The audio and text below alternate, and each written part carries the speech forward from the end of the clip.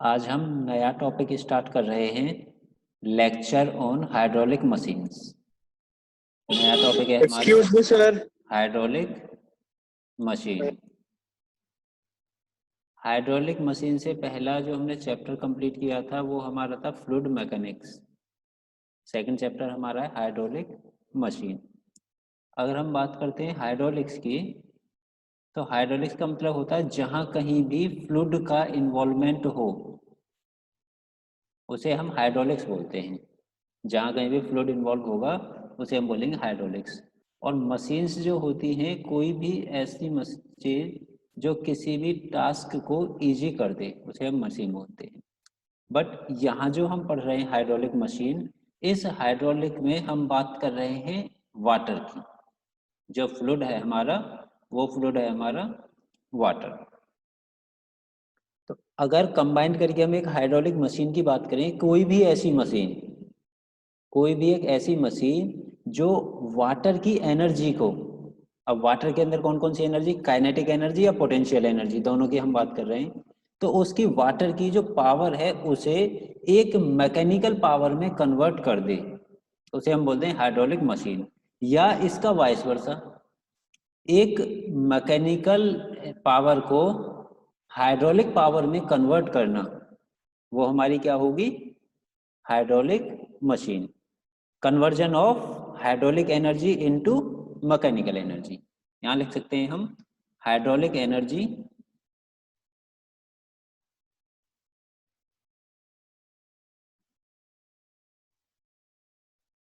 Into mechanical energy.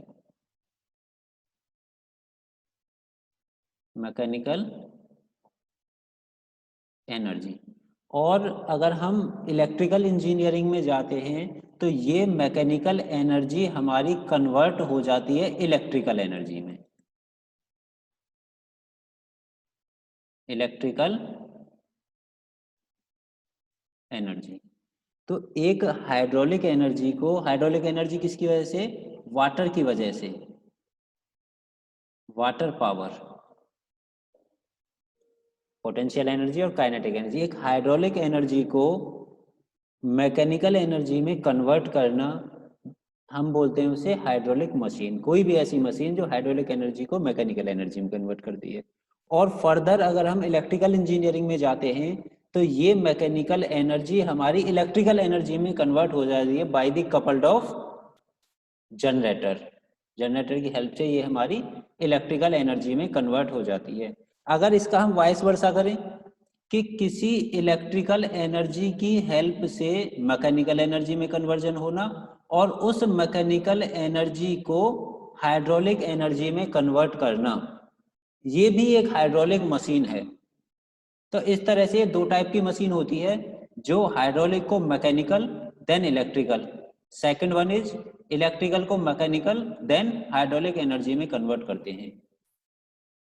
तो जो hydraulic को मैकेनिकल में कन्वर्ट कर रही है उसे हम बोलते हैं टरबाइन, और जो मैकेनिकल एनर्जी को हाइड्रोलिक एनर्जी में कन्वर्ट करती है उसे हम बोलते हैं पंप।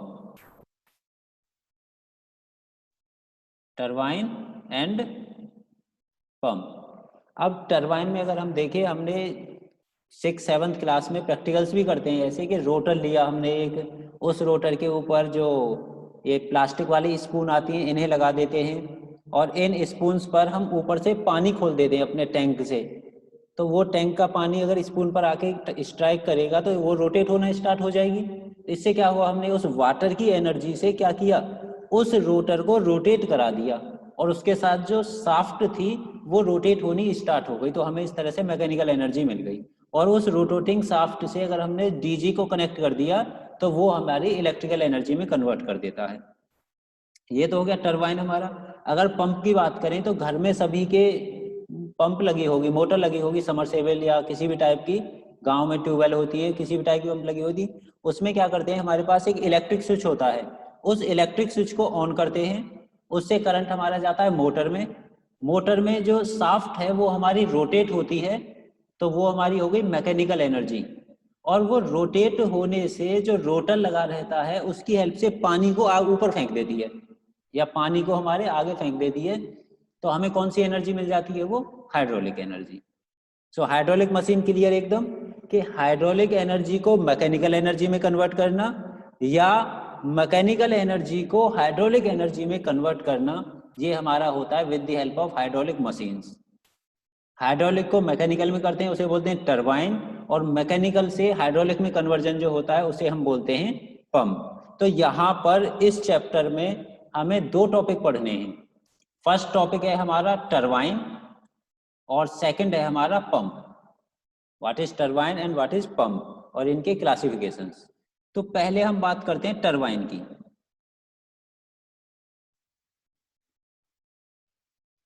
टरबाइन की डेफिनेशन अभी हमने ऊपर पढ़ी है कि कोई भी ऐसी हाइड्रोलिक मशीन जो हाइड्रोलिक एनर्जी को मैकेनिकल एनर्जी में कन्वर्ट कर देती हो और फर्दर ये मैकेनिकल एनर्जी हमारी इलेक्ट्रिकल एनर्जी में कन्वर्ट हो जाती हो, उन्हें बोलते हैं हमें टरबाइन। टरबाइन क्या कर रहा है? एक हाइड्रोलिक एनर्जी को मैकेनिकल एनर्जी में कन्वर्ट कर रहा है। Hydraulic energy converted into mechanical energy.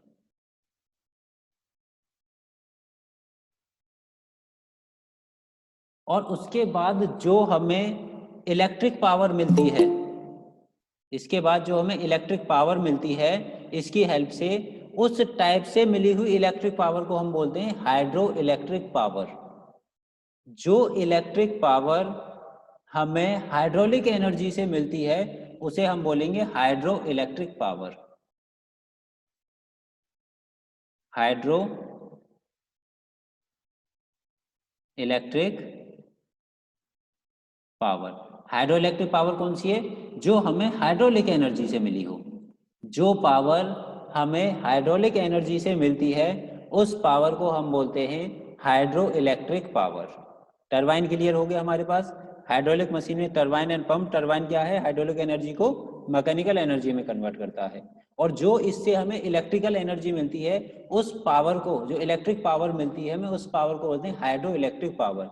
क्योंकि वो पावर हमें किससे मिली है? हाइड्रोलिक से, इसीलिए हम उसे बोल देते हैं हाइड्रो इलेक्ट्रिक पावर।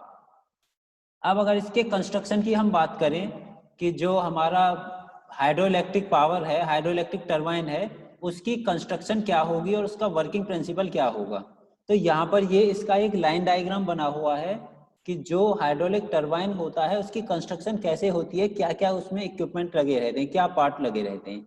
तो आप इसे यहाँ से नोट करिए। पहले ये हमने डायग्राम बनाया है, लेआउट है ये किस चीज का? ये लेआउट है आपका टरबाइन का।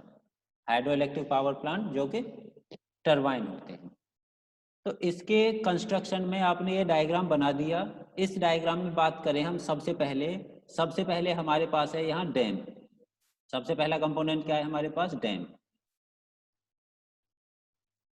ये जो डैम होता है ये हमेशा ऐसी जगह बनाया जाता है जहां आपके पास वाटर इजीली अवेलेबल हो, या तो आपके पास रिवर के, ज़्यादातर ये डैम हम रिवर के पास में बनाते हैं, और उस रिवर के पास एक डैम कंस्ट्रक्ट करते हैं और उसकी ओपनिंग और क्लोजिंग के लिए हम एक वॉल्व लगा देते हैं। उस ओपनिंग क्लोजिंग से हम कभी भी इस डैम से वाटर को सप्लाई कर सकते हैं। तो डैम हमेशा कंस्ट्रक्ट कहाँ होगा? जहाँ रिवर होगी, रिवर के पास में होगा, और इसके अंदर हम वाटर को स्टोर करके रखते हैं। और इस डैम में जो वाटर का हायर लेवल होता है उस हायर लेवल को हम बोलते हैं हेड रेस। जो हमारा हायर लेवल होगा उस हायर लेवल को हम बोलेंगे हेड रेस। इस डैम के पास दूसरा हमारा होता है पेनस्टॉक। पेनस्टॉक डैम के अंदर जो हमने वाटर स्टोर किया है उस वाटर को लार्ज डायमीटर पाइप के थ्रू हम रन कराते हैं। अब हो सकता है कि डैम हमने रिवर पर कहीं बनाया हो और जहां हमारा पावर प्लांट है वहां से रिवर बहुत दूर हो, तो लार्ज डायमीटर पाइप के थ्रू हम उस वाटर को फ्लो करा के लाते हैं। यहाँ पर जो ब्रेक दिखाया है मैंने, इस ब्रेक का मतलब ये होता है इस पाइप की लेंथ बहुत ज़्यादा हो सकती है। जब कोई भी लेंथ ज़्यादा होती है तो उसे हम बीच में से ब्रेक कर देते हैं, इसका मतलब होता है लार्ज लेंथ। और इस पाइप का डायमीटर भी बहुत ज़्यादा है, तो इस पाइप के अंदर जो यहाँ फ्लूइड स्टोर हो रहा था वो फ्लूइड फ्लो होता है अंडर प्रेशर। अंडर प्रेशर उस फ्लूइड को हम फ्लो कराते हैं और इस पाइप के दूसरे एंड पर हम नोजल सेट कर देते हैं। एक नोजल एक स्मॉल ओपनिंग होती है। स्मॉल ओपनिंग से क्या होगी, जब आप पानी को बहुत ज़्यादा लार्ज डायमीटर के पाइप में लेके आ रहे हो और आगे जाके अगर मैं उसकी ओपनिंग कम कर दूं तो मुझे वहाँ हाई प्रेशर मिलेगा। वेलोसिटी वहाँ पर जो पानी होगा या वाटर होगा जो उसकी वेलोसिटी बहुत ज़्यादा होगी, तो इसलिए मैं आगे एक नोजल सेट कर देता हूँ। सेकंड होगा पेनिस्टॉक का काम, वाटर को फ्लो करा के लाना अंडर प्रेशर। थर्ड हमारा यहाँ पर होता है टरबाइन। टरबाइन, तो टरबाइन में कई कंपोनेंट होते हैं। ये जो कंबाइंड आपका दिख रहा है यहाँ पर,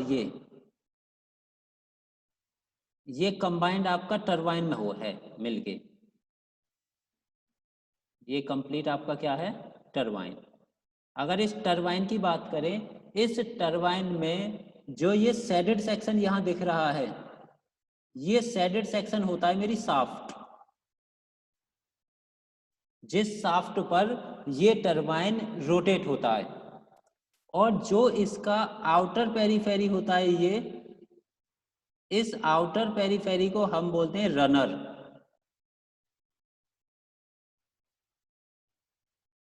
और इस रनर के ऊपर हम ब्लेड्स लगे रहते हैं, ब्लेड्स या बेंस, ये रहे वेंस या ब्लेड्स, जो डिफरेंट डिफरेंट ज्योमेट्री के हो सकते हैं।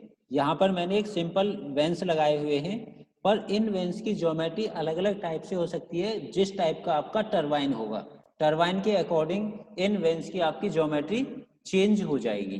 तो ये सारा अरेंजमेंट कंप्लीट होके एक कंप्लीट टरबाइन बनाता है, जिसमें शाफ्ट जिसके ऊपर वो टरबाइन रोटेट हो रहा है, रनर जो आउटर पेरीफेरी उसकी होती है, और उस रनर के ऊपर हमारे वेंस लगे रहते हैं। उसके बाद जो फोर्थ कंपोनेंट है वो है मेरा टेल रेस। जब वाटर नोजल से निकलने के बाद इन वेंस पर स्ट्राइक करेगा, और स्ट्राइक करने के बाद उस वाटर का काम कंप्लीट हो गया, कि उसने इस वेंस के ऊपर स्ट्राइक कर दिया और उसका काम कंप्लीट हो गया, तो वो वाटर टुवर्ड्स द ग्रेविटी जाएगा और वहाँ पर स्टोर होना स्टार्ट हो जाएगा।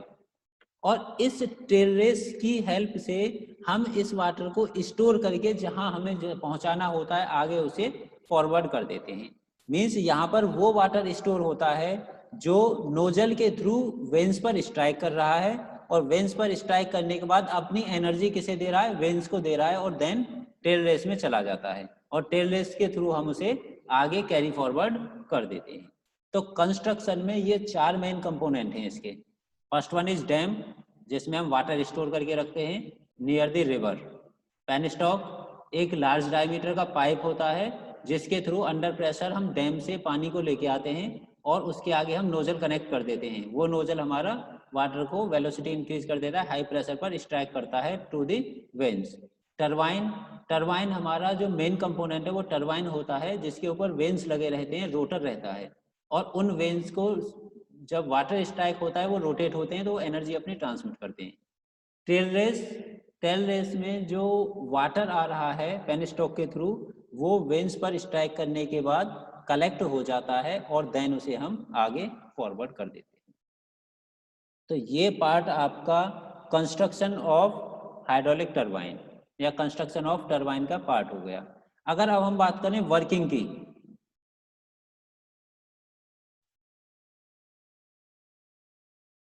अगर हम बात करते हैं इसके वर्किंग प्रिंसिपल की, कि वर्किंग कैसे हो रही है इसकी, ये कंस्ट्रक्शन में आपको दिख गया यहाँ पर मेरे चार मेन कंपोनेंट हैं। वर्किंग प्रिंसिपल की अगर हम बात करें, हमारे पास होती है हाइड्रोलिक एनर्जी, और वो हाइड्रोलिक एनर्जी कन्वर्ट होती है हमारी मैकेनिकल एनर्जी में। अब मैकेनिकल एनर्जी में जो कन्वर्ट हो रही है, मैकेनिकल के एनर्जी के फॉर्म में हमें क्या मिलता है कि शाफ्ट हमारी रोटेट होती है।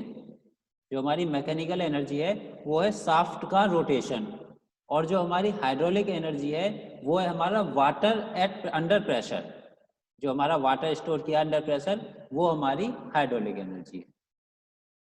तो इसमें क्या है, इस पाइप के थ्रू अंडर प्रेशर वाटर आता है हमारा, और वो वाटर नोजल के थ्रू, पेनस्टॉक के थ्रू और नोजल के थ्रू हमारा स्ट्राइक करता है ऑन दी वेंस।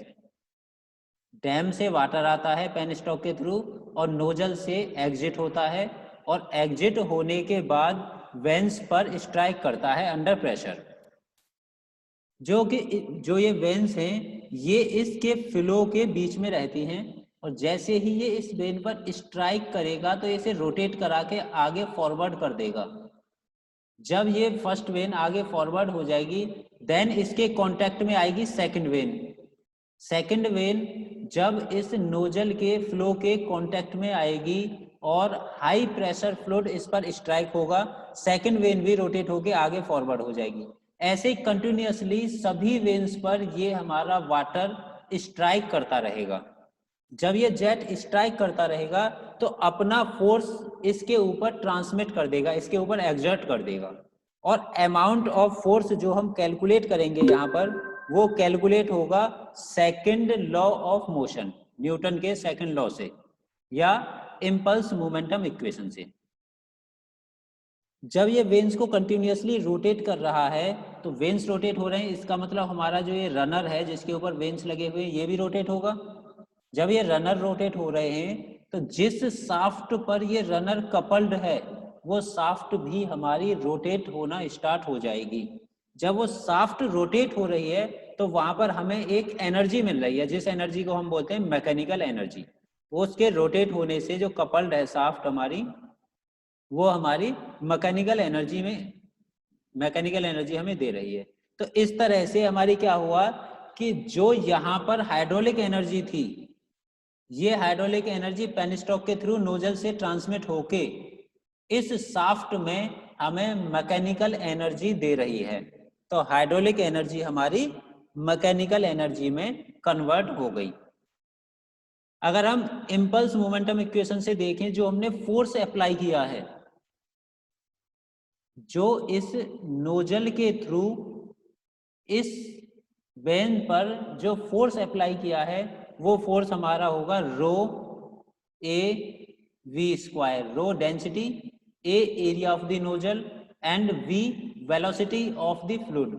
जो फ्लूइड नोजल से निकल रहा है उस फ्लूइड की वेलोसिटी जिससे वो उस वेन पर स्ट्राइक कर रहा है, ये हमारा फोर्स आएगा जो फोर्स इसने फ्लूइड ने इस वेन्स पर ट्रांसमिट किया है। अब अगर हम बात करते हैं कि सपोज ये हमारा वाटर यहाँ से स्ट्राइक करता है इस वेन्स पर, बट इसकी वेलोसिटी या इसका प्रेशर इतना नहीं होता कि इस रनर को ये रोटेट करा सके। अगर ये व्हील्स हमारे व्हील है जो ये अगर हमारा व्हील स्टेशनरी रहता है तो उस केस में हमें कोई भी वर्क डन नहीं मिलेगा। पेनस्टॉक के थ्रू अगर वाटर आके इस वेन पर स्ट्राइक करता है और ये व्हील हमारा स्टेशनरी रहता है, इसका मतलब यहाँ कोई भी वर्क डन नहीं है। बट अगर इसका प्रेशर इंटेंसिटी इंक्रीज होगी, वेलोसिटी इंक्रीज होगी, जब ये स्ट्राइक करेगा तो रोटर हमारा रोटेट होना स्टार्ट हो जाएगा। उस केस में जो हमें वर्क डन मिलेगा वो वर्क डन हम कैलकुलेट करेंगे F means rho A V square into U, और जो ये u है ये हमारी वेलोसिटी ऑफ द रनर।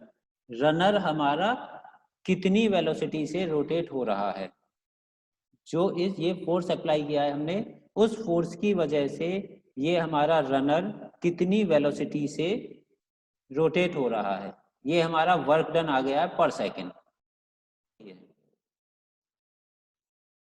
हमने टरबाइन के केस में देखा था कि सबसे पहले हमारे पास जो अवेलेबल थी वो थी वाटर की वजह से जो पावर थी जिसे हम बोलते थे हाइड्रोलिक एनर्जी। हाइड्रोलिक एनर्जी हमारी किसकी वजह से थी? वाटर की वजह से। पावर सप्लाई जो हम इनपुट पर दे रहे हैं इसके, पावर सप्लाई एट इनपुट या water power, water power, water power थी, ये थी हमारी हाइड्रोलिक एनर्जी, हाइड्रोलिक एनर्जी। इस हाइड्रोलिक एनर्जी को हमने नोजल के थ्रू ट्रांसमिट किया था। पेनस्टॉक था हमारा, पेनस्टॉक के बाद नोजल था, और उस नोजल से हमने स्ट्राइक किया था वेन्स पर, और वो वेन्स हमारी कहाँ लगी हुई थी? एक रनर के ऊपर लगी हुई थी। तो ये हाइड्रोलिक एनर्जी सबसे पहले किसके पास गई है? हमारी रनर के पास। Power deliver to the runner, power delivered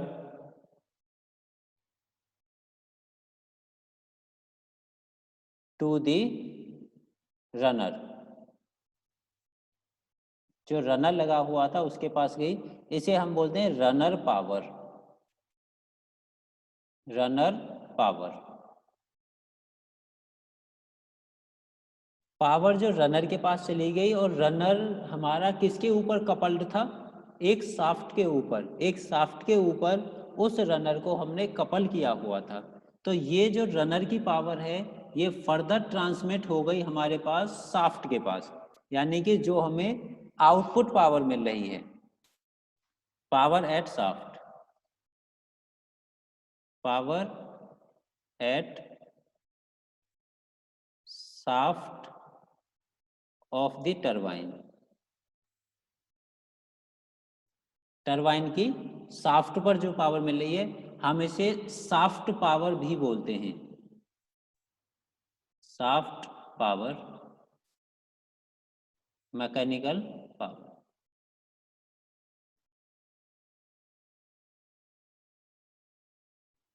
further इसके साथ जनरेटर हम कपल करके फाइनली इस शाफ्ट पावर को इलेक्ट्रिक पावर में कन्वर्ट कर देते हैं। इसे किस में कर देते हैं हम? Electric power. तो एक हाइड्रोलिक मशीन जो वाटर पावर को रोटर पावर में कन्वर्ट कर रही है, रोटर पावर या रनर पावर, और इस रनर पावर से हमें फर्दर शाफ्ट पावर मिलती है, और इस शाफ्ट पावर से हमें फर्दर इलेक्ट्रिक पावर मिलती है। अगर हम सिर्फ मैकेनिकल इंजीनियरिंग के पॉइंट ऑफ व्यू से देखें तो हमें यहाँ तक का मतलब होता है कि एक वाटर पावर को एक शाफ्ट पावर में कन्वर्ट करना, या एक हाइड्रोलिक एनर्जी को एक मैकेनिकल एनर्जी में कन्वर्ट करना। अगर एक इलेक्ट्रिकल इंजीनियरिंग का स्टूडेंट है तो उसे सिर्फ इस पार्ट से मतलब है कि एक मैकेनिकल पावर को इलेक्ट्रिक पावर में कैसे कन्वर्ट करते हैं। उसे इससे कोई मतलब नहीं है कि हमें मैकेनिकल पावर कहाँ से मिली है, उसे सिर्फ इतना है कि मैकेनिकल पावर को मुझे इलेक्ट्रिक पावर में कन्वर्ट करना है, या इलेक्ट्रिक पावर को मुझे मैकेनिकल पावर में कन्वर्ट करना है। तो जब हमारे पास डिफरेंट डिफरेंट आउटपुट और डिफरेंट डिफरेंट इनपुट हैं तो यहाँ पर हमारी अलग अलग टाइप की एफिशिएंसी होती हैं। क्योंकि अगर मैं फर्स्ट इन दोनों की बात करूं, इन दोनों में मेरे पास इनपुट है वाटर पावर, आउटपुट है रनर पावर। अगर मैं इन दोनों की बात करूं, इन दोनों में इनपुट है मेरी रनर पावर, आउटपुट है शाफ्ट पावर या मैकेनिकल पावर। अगर इन दोनों की बात करें तो ये इलेक्ट्रिकल का पार्ट आ गया। तो इस तरह से यहाँ अलग अलग टाइप की एफिशिएंसी सेटअप होती हैं, और एफिशिएंसी के अगर हम जनरल फॉर्मूले की बात करें, किसी भी चीज़ की जो एफिशिएंसी होती है वो एफिशिएंसी हम कैलकुलेट करते हैं आउटपुट अपॉन इनपुट।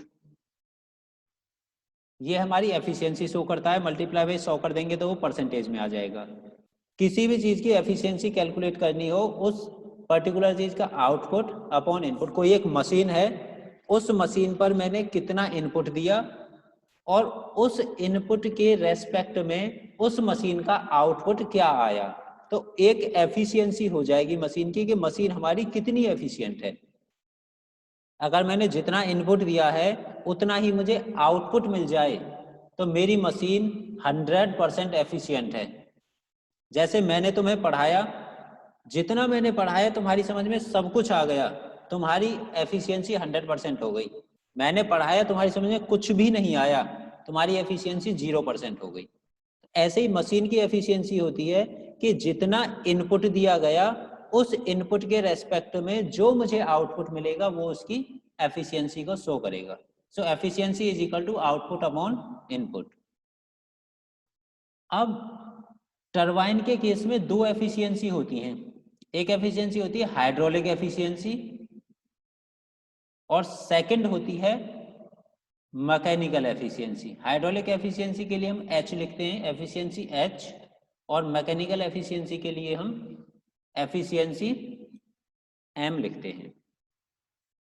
यहाँ जब हम पावर की बात कर रहे हैं, हाइड्रोलिक एफिशिएंसी वहीं तो एग्जिस्ट होगी जहाँ हाइड्रोलिक एनर्जी होगी। भाई हाइड्रोलिक एनर्जी ही तो हाइड्रोलिक एफिशिएंसी देगी, और मैकेनिकल एफिशिएंसी मेरी वहाँ एग्जिस्ट होगी जहाँ मैकेनिकल पावर होगी। अब ऐसा तो नहीं हो सकता कि मैकेनिकल एफिशिएंसी हाइड्रोलिक एनर्जी के साथ आ जाए, नहीं हो सकता। अगर हाइड्रोलिक एनर्जी की बात कर रहे हैं तो इसका मतलब हाइड्रोलिक एफिशिएंसी की बात कर रहे हैं तो इसका मतलब हम हाइड्रोलिक एनर्जी की बात कर रहे हैं कहीं ना कहीं। तो फर्स्ट हाइड्रोलिक एनर्जी और रनर पावर, इनके बीच में जो एफिशिएंसी हमें मिलेगी वो हमारी होगी हाइड्रोलिक एफिशिएंसी। हाइड्रोलिक एफिशिएंसी, और इसे रिप्रेजेंट करते हैं ईटा सफिक्स में H, output upon input. First case में हमारा जो आउटपुट है वो मुझे मिला है रनर पावर, और जो मेरा इनपुट है वो मेरी है हाइड्रोलिक एनर्जी या वाटर पावर, या सिंपल वाटर पावर लिखते हैं, वाटर पावर। हाइड्रोलिक एफिशिएंसी का फॉर्मूला आ गया आपके पास, runner power to the water power. अब जब मैकेनिकल एफिशिएंसी की बात कर रहे हैं हम, तो मैकेनिकल पावर हमारी यहाँ पर है, इसके बीच में जो सेटअप होगी वो हमारी होगी mechanical efficiency. Mechanical efficiency, output upon input. यहाँ आउटपुट क्या मिला है मुझे, मैकेनिकल पावर या soft power. Sir hydraulic efficiency पे फिर से बता देगा।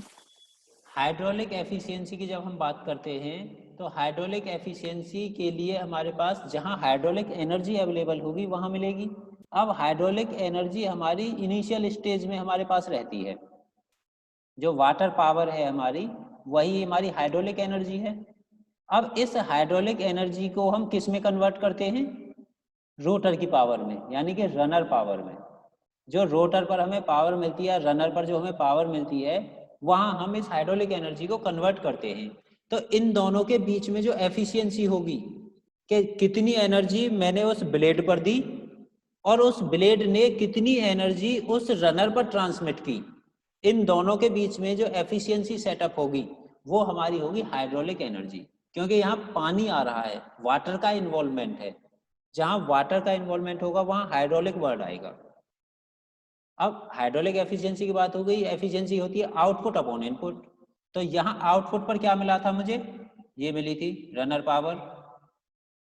इनपुट क्या दिया था मैंने, हाइड्रोलिक एनर्जी।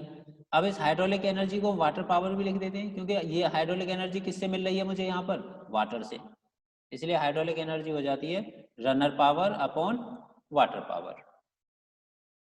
मैकेनिकल एनर्जी में मैकेनिकल पावर आ रही है यहाँ पर, ये रही मैकेनिकल पावर हमें सबसे लास्ट में मिलती है जो आउटपुट मिलता है, और ये मैकेनिकल पावर हमें किससे मिलती है, रनर पावर से। जो रनर के पास पावर है उस रनर ने शाफ्ट के पास कितनी पावर ट्रांसमिट की है, जो पावर रनर के पास है उसमें से शाफ्ट के पास कितनी पावर ट्रांसमिट हुई है।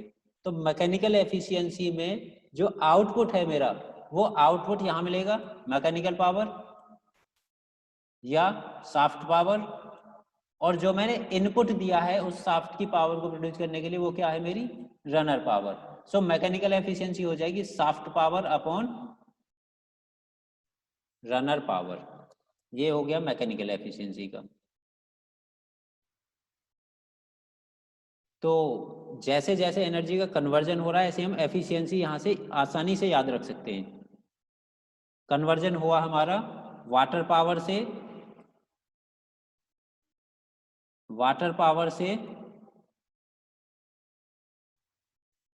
Runner power, then shaft power. यहाँ जो एफिशिएंसी मिली हमें हाइड्रोलिक एफिशिएंसी, और यहाँ जो एफिशिएंसी मिली हमें मैकेनिकल एफिशिएंसी। और एफिशिएंसी क्या होता है, आउटपुट अपॉन इनपुट। मैकेनिकल के लिए आउटपुट क्या है हमारा, शाफ्ट पावर, इनपुट क्या है हमारा, रनर पावर। हाइड्रोलिक के लिए आउटपुट क्या है हमारा, रनर पावर, इनपुट क्या है हमारा, वाटर पावर। यहाँ से आप एफिशिएंसी को इजीली याद रख सकते हो। वाटर पावर वाटर की हो गई, रनर पावर जो वाटर ने रनर के पास थ्रू जेट ट्रांसमिट की थी, और शाफ्ट पावर रनर के थ्रू जिस शाफ्ट पर ये कपल्ड था, शाफ्ट पावर जितनी ट्रांसमिट हुई है वो शाफ्ट पावर हो गई। अब अगर पूरे सिस्टम को, ये तो हमने पार्ट्स में देखा, जैसे मुझे यहाँ से कहीं जाना है दूर, पहले मैं एक जगह से दूसरी जगह गया, और दूसरे सपोज मुझे ये मेरी इनिशियल कंडीशन, ये मेरी फाइनल कंडीशन, मुझे यहाँ से यहाँ पहुँचना था, तो पहले मैं तो यहाँ पहुँचा, उसके बाद मैं यहाँ गया, ठीक। ये फर्स्ट सेकंड थर्ड, 1 से 2 तक जाने पर मेरी क्या एफिशिएंसी रही, 2 से 3 तक पहुँचने में मेरी क्या एफिशिएंसी रही। ये तो मैंने अलग अलग यहाँ कैलकुलेट करके दिखाई है, बट 1 से 3 अगर मैं डायरेक्टली जाता तो मेरी क्या एफिशिएंसी होती। मीन्स उस पूरे सिस्टम की अगर मैं कंबाइंड एफिशिएंसी की बात करूं, ये जो मेरा कंप्लीट सिस्टम है, उस कंप्लीट सिस्टम की कंबाइंड एफिशिएंसी क्या होगी, उस कंबाइंड एफिशिएंसी को हम बोलते हैं ओवरऑल एफिशिएंसी। ओवरऑल एफिशिएंसी, और उसे डिनोट करते हैं ओवरऑल के लिए ओ से। ओवरऑल एफिशिएंसी की बात करें हम, तो यहाँ पर हमें ओवरऑल आउटपुट क्या मिला है फाइनली, मैकेनिकल पावर या शाफ्ट पावर। ओवरऑल इनपुट क्या दिया था हमने, वाटर पावर। भाई यहाँ अगर 3 पॉइंट की बात करूं, 3 पॉइंट पर मुझे मिली थी शाफ्ट पावर, 2 पॉइंट पर मेरे पास क्या थी, रनर पावर, और 1 पॉइंट पर क्या थी मेरे पास, वाटर पावर। तो ओवरऑल आउटपुट मेरा क्या रहा, शाफ्ट पावर, ओवरऑल इनपुट क्या रहा मेरा, वाटर पावर। अगर मैं इसी को सिंप्लीफाई कर दूं, shaft power upon runner power into runner power upon water power. देखो रनर पावर से रनर पावर कैंसिल आउट हो जाएगी, सिंपली क्या बचेगा आपके पास, shaft power upon water power. But इसमें हम देखें ये term,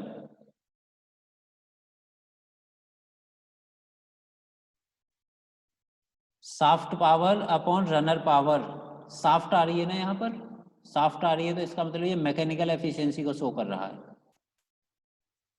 runner power upon water power, यहाँ वाटर आ रहा है, वाटर आ रहा है, इसका मतलब ये हमारी हाइड्रोलिक एफिशिएंसी को शो कर रहा है।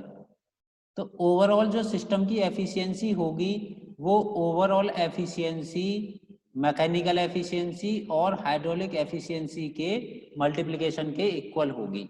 हमने मैकेनिकल एफिशिएंसी अलग कैलकुलेट की थी, हाइड्रोलिक एफिशिएंसी अलग कैलकुलेट की थी। अगर हम पूरे सिस्टम की ओवरऑल एफिशिएंसी देखेंगे तो दोनों की एफिशिएंसी का जो मल्टीप्लिकेशन होगा वो हमारा होगा ओवरऑल एफिशिएंसी। एफिशिएंसी के बाद एक और टर्म हमारी यहाँ थी हेड। ये जहां इसका मैक्सिमम लेवल था उस लेवल को हमने बोला था हेड रेस, और जहां पानी हमारा स्ट्राइक करने के बाद वाटर डाउनवर्ड में जा रहा था, और उस डाउनवर्ड वाटर लेवल का जो मैक्सिमम लेवल था कि यहाँ तक वाटर फिल है, उसके बाद ये फ्लो होके कहीं चला जाता है, उस अपर लेवल को हमने बोला था टेल रेस, हेड रेस और टेल रेस। हेड रेस और टेल रेस के बीच का जो डिफरेंस होता है, जो हाइट होती है, उस हाइट को हम बोलते हैं ग्रॉस हेड। दोनों के बीच की जो हाइट होती है उस हाइट को हम बोलते हैं ग्रॉस हेड। बट किसी भी सिस्टम में ग्रॉस हेड हमें कभी भी नहीं मिलता, क्योंकि हर सिस्टम में कुछ ना कुछ फ्रिक्शनल पार्ट एग्जिस्ट होता है, और जब फ्रिक्शनल पार्ट एग्जिस्ट होता है उस फ्रिक्शन को ओवरकम करने में हर चीज की एनर्जी की लॉस होता है। तो कुछ अमाउंट ऑफ हेड हमारा लॉस हो जाता है ओवरकम टू द फ्रिक्शन। तो कुछ अमाउंट ऑफ हेड हमारा लॉस होता है, उसे बोलते हैं HF, head loss due to friction. Gross head में से head loss due to friction को अगर हम सब्ट्रैक्ट कर देंगे तो हमें नेट हेड मिल जाएगा। ये हमारे हेड की बात हो गई, जो तीनों टाइप के हेड हैं यहाँ पर।